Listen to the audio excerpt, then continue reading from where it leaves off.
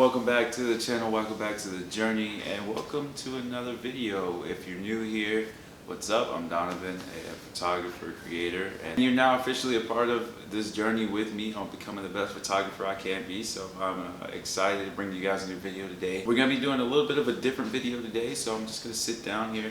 I got my laptop, I got some photos I need to get to work on, so we're just gonna edit. Honestly, we're gonna sit down, you guys are gonna edit with me. You're gonna see how I kind of tweak my photos, how I go about editing them. Of course it varies depending on the situation and the image and the shoot and all that kind of good stuff, but I'm thinking about making it a series so you guys can kind of see what I'm thinking on each different shoot that I do and kind of my editing style, how it changes. It's like ebbs and flows. So if you guys enjoy this, then we'll do more like this. But that's enough chatting. Let's hop into the computer here and let's get to editing. All right, here, just to start out, I have some of my photos already kind of synced up and know what I'm kind of looking to do with these pictures. So I'm just seeing what kind of starting point I think is best for this image, and then I'm going to go through here and just kind of tweak and make some adjustments as I go. But again, that starting point is what I'm looking for, and I know what sort of kind of tones I'm looking to bring out within this image. I don't want it to be too yellow, too orange, too red.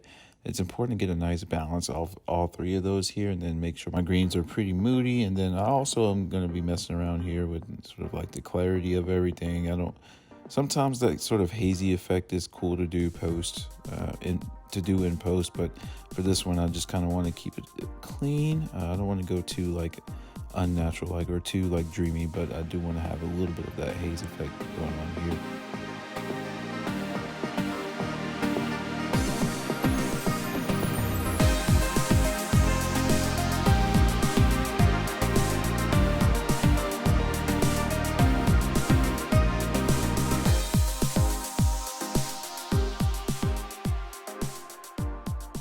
You'll see me messing around here a lot with luminance and the hue and the saturation. Again, there's a lot of yellows, a lot of oranges, a lot of red being brought out in this image, so I'm trying to find that balance.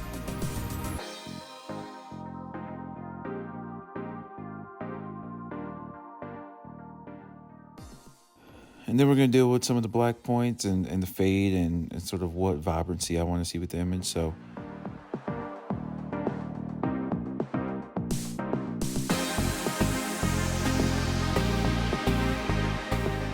now I'm just going to go through everything now, each individual point, and I'll tweak things as needed, and always going back and looking at some of the references of the points of what I'm looking to get out of things and kind of where I started and what the difference is looking like.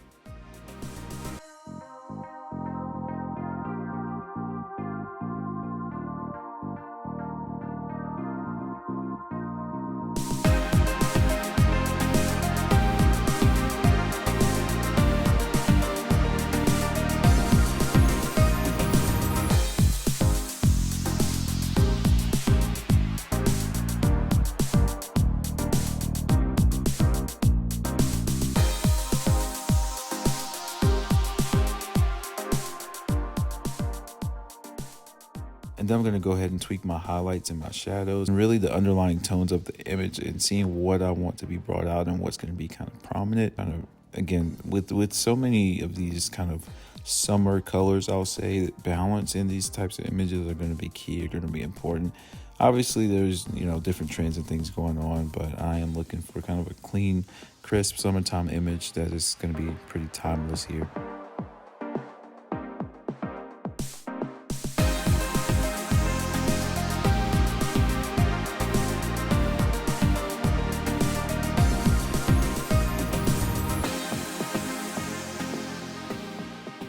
And you'll notice I go back over a couple of different settings multiple times. I'm really just tweaking little by little to my eye see fit to see what the image is going to look like and what is the most satisfying to me. So you can see that I'm going over, the same settings multiple times and making minor adjustments.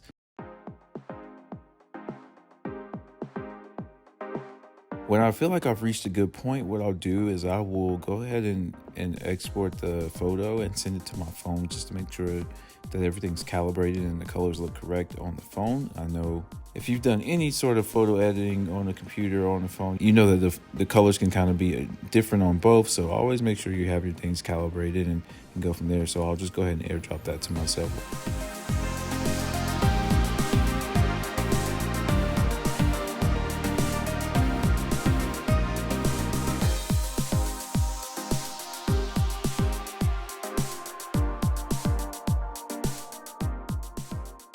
just gonna export that to my phone. Export the image and then airdrop it to my phone and check everything out. And then once I see what it looks like on the phone, I'll come back into the image and tweak it some more.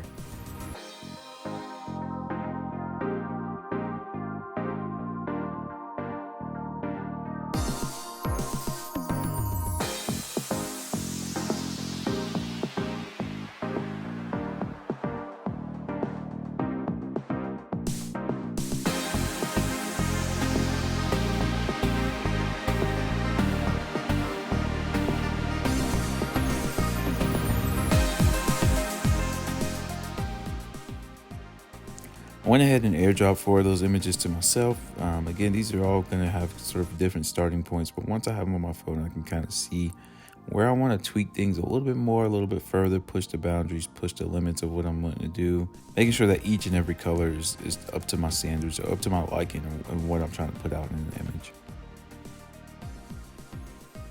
And again, sometimes on those underlying shadows and highlights can show more on your phone than they do on the computer, or vice versa. So it's important to kind of look at those things, see what the dark spots are showing a little bit more on my phone versus the computer.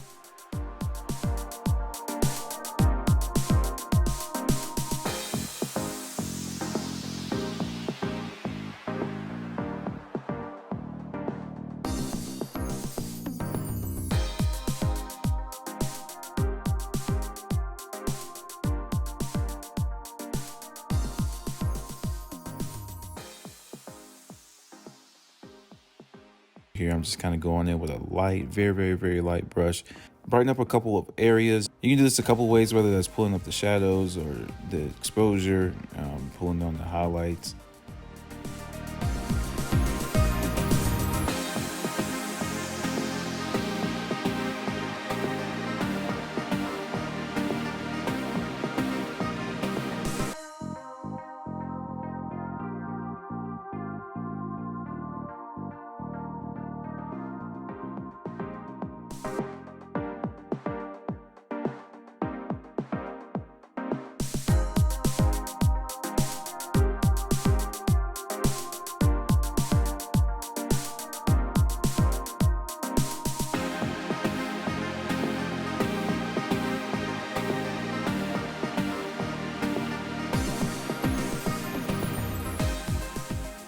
And man, do I love to play around with those greens.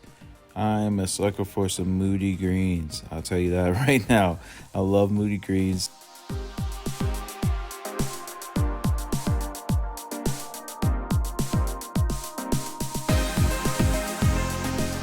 In some images, you want to keep it moody, but you want it to be vibrant at the same time. It's a hard thing to do.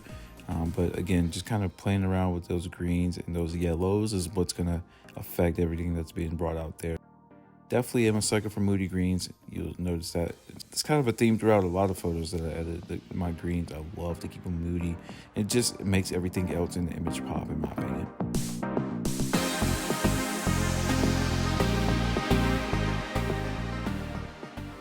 And again, you'll see me start with this image, again, kind of looking at some of those settings I've synced up from a couple other ones I've already edited, seeing which starting point I like best, and then going from there.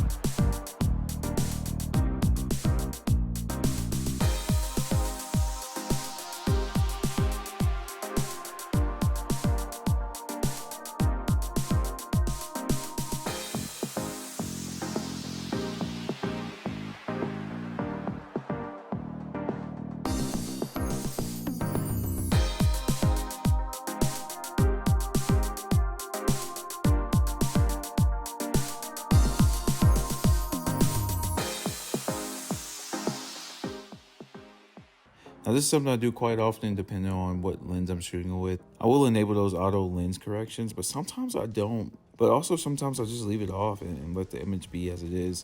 Just depends on what sort of distortion or warp is going on with the image. A lot of times I will cut it on just so that we are having the right perspective of the image, but sometimes I'll leave it turned off.